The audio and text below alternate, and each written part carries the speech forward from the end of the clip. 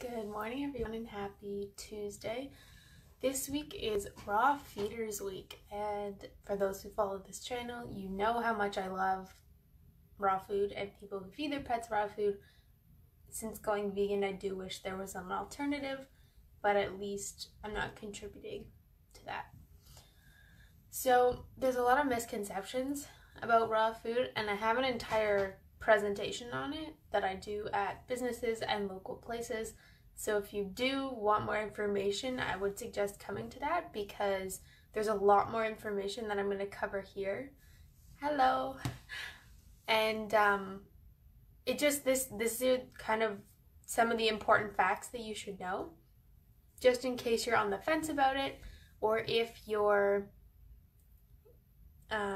recently switched and you're wondering how it's going to go for your pet. There we go. In focus. So there's a couple main arguments against raw food, and I'm going to go through them and explain to you why these aren't really the case. I am a raw feeder. Most people know that about me. Kaya's been on a few different ones, but she's always had a sensitive stomach. But compared to how she did on kibble, it's not even a comparison. So the first is bacterial contamination. And a lot of people think because the meat is raw, it's going to have all this unhealthy bacteria in it. They can get, salmonella and listeria and all of this other bacteria. But if it's handled properly, then by you and the facility that you get it from, then there isn't really an issue with that. The best raw food companies do what's called batch testing, which is they take a small portion of each batch of meat or meat mixture. Sometimes it's mixed with fruits and vegetables and oils and stuff. They take a bit of each batch and test it for all the different bacterias to see if anything's wrong with it before they're allowed to ship it out. So oftentimes the quality is a lot higher because quite often kibble isn't tested in the same way. Second, bacterial contamination causing recall.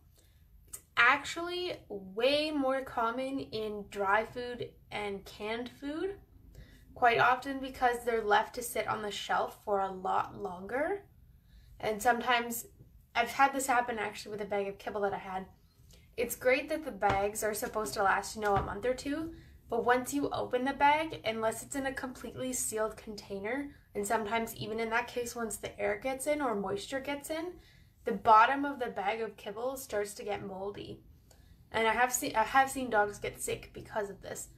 In canned food, usually there was something wrong with the can. It got dented or some air got in, and when you open it, it's already smells kind of strange. If your animal is smaller and they don't eat a whole can per meal, then you have to take that part out and put it in a sealed container, or else it will go bad.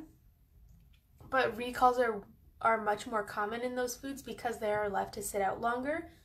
Typically with raw food, it's vacuum sealed in a refrigerator or freezer. So that's typically, if there is any bacteria, which most of the time there isn't, it's killed off because of the cold temperatures. If there does happen to be, and all foods have bacteria, if some bacteria gets through, any healthy dog can handle the amount of bacteria that's in a normal batch of food. We can eat foods from the grocery store, fruits and vegetables, that sometimes have bacteria on them too. Their intestinal system is so strong, dogs and cats in general, that they can process the food no problem. If they've just had something like parasites, then maybe giving them smaller portions will be easier for them to digest, or adding some digestive aids would help a lot too. Second main argument is that dogs and cats cannot digest raw food. While dogs and cats are descended from wild ancestors, they used to eat entire carcasses. So this includes hair, bones, teeth, joints, eyes, everything.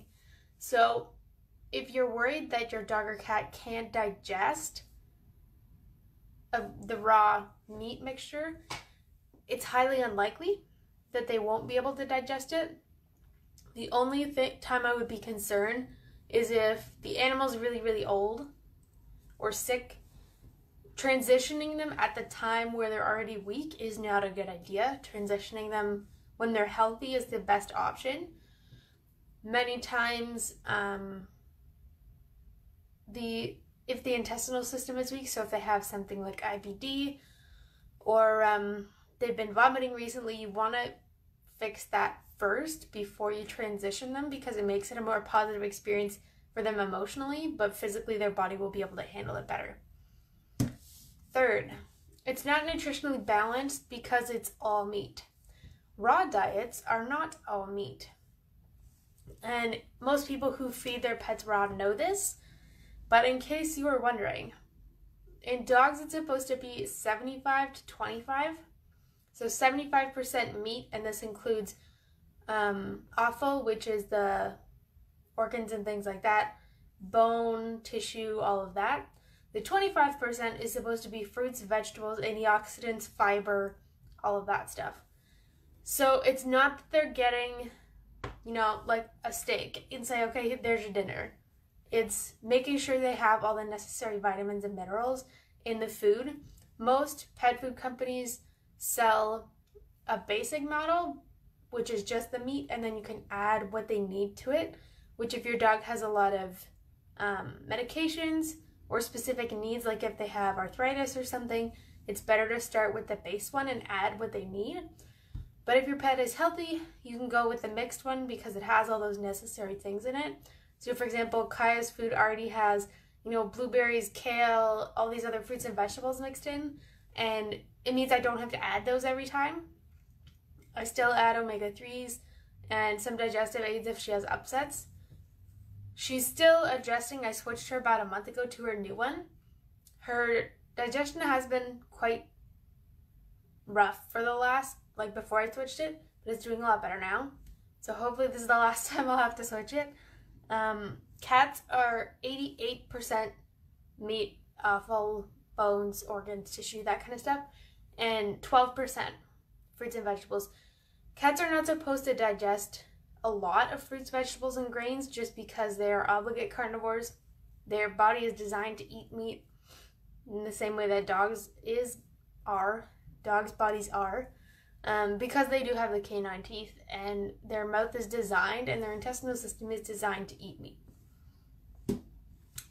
If you are switching to a new raw food or switching from kibble to raw, most people say do half and half till their body adjusts, but often because it's half cooked and half uncooked, their intestinal system has a hard time processing because it's trying to do both things at the same time, process the cooked food and process the uncooked food.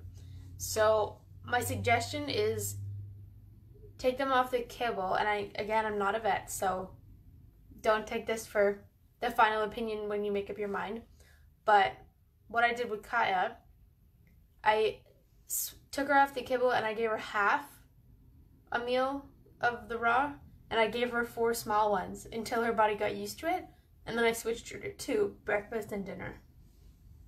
Excuse me. But when you're switching to a new company, there's a couple of things you want to look for, and you do want to be able to call them and ask them questions. So if their customer service is really bad, or they can't answer your questions directly, they're probably not the best company to go with.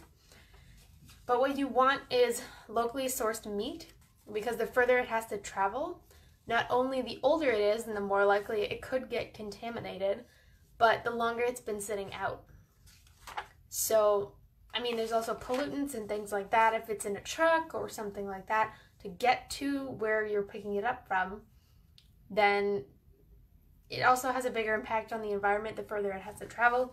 So think about that, because Ontario makes quite a bit of meat and meat products because we do have a lot of farms.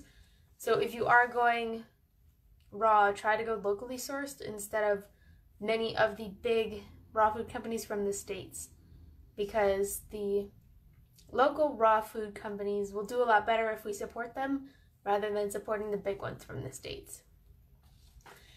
You want to make sure that the facility that processes the meat is federally inspected. and not just provincially inspected, but federally inspected, because they do a very good job of making sure things like bacteria don't get into it, or whoops, someone spilled this into the vat, that kind of thing. And they check the packaging, the processing, all of that, because ultimately it's about your pet's safety and you don't want anything to happen. So the higher the safety standards of the facility that you're buying it from, the safer your pet will be.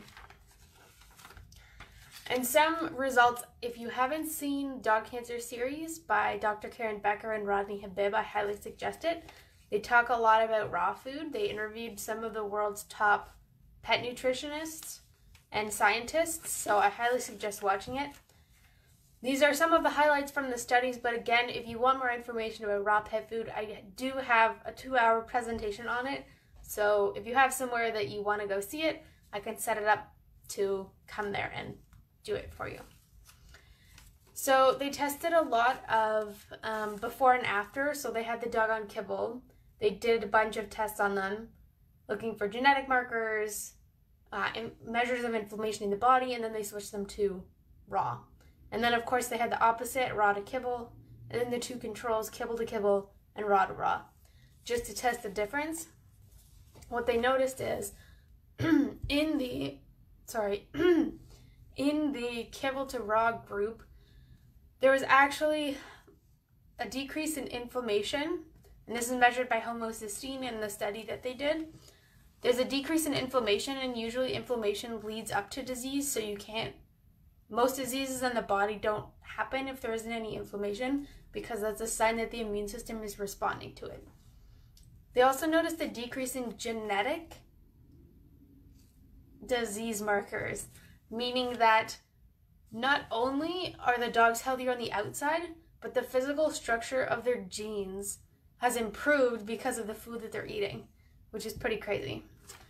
The rate of metabolic diseases went down, so things like diabetes, type 1 and 2, although type 2 is a lot more common in pets. My brain's blanking on the other kinds. Crohn's disease is actually quite common in pets that eat kibble. Addison's disease, also a common one. They got less ear infections. And I've had a client that I talked to said, my dog used to get ear infections, every other week, and it was really bad because her ears are floppy and she has curly hair. She traps a lot of moisture near her ears, and as soon as she switched to raw, within a week, her dog got no more ear infections. And especially in floppy ear dogs, but because the kibble is so high in starch and carbohydrates, it's actually feeding the growth of that bacteria in the ear. Less dental issues, because the many raw foods have a bone content in them. You don't want it any higher than 10 because your dog may have digestive issues with it, and you want to make sure it's really, really, really small. So they ground it up nice and fine.